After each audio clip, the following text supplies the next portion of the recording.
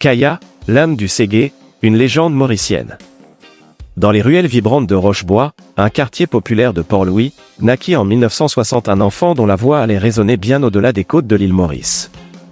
Joseph Réginald Topize, plus tard connu sous le nom de Kaya, grandit au milieu des rythmes du Séga, des mélodies créoles et des échos du reggae jamaïcain.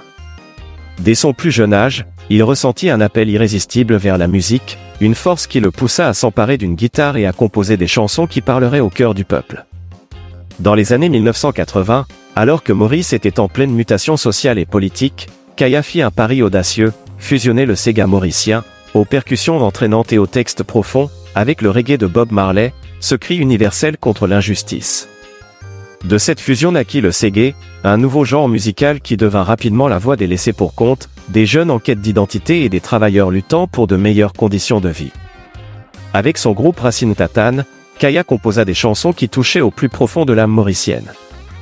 Histoires revoltants, Cimer la lumière et Chant l'amour devinrent des hymnes pour toute une génération. Sa musique parlait d'amour, de fraternité, de justice et d'espoir, mais aussi des réalités du quotidien, la pauvreté, l'injustice sociale et la discrimination. Cependant, le combat de Kaya ne plaisait pas à tout le monde. Ses textes engagés et sa popularité croissante inquiétaient certains dirigeants. Son rêve était pourtant simple, une île Maurice unie, où toutes les communautés vivraient en harmonie, au-delà des clivages ethniques et politiques. Puis vint le jour fatidique du 16 février 1999.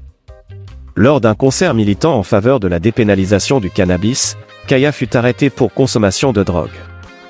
3 jours plus tard, la nouvelle tomba comme un coup de tonnerre, Kaya avait été retrouvé mort dans sa cellule. L'annonce de son décès enflamma l'île entière. Comment un homme en si bonne santé avait-il pu mourir en détention? Les émeutes éclatèrent aussitôt.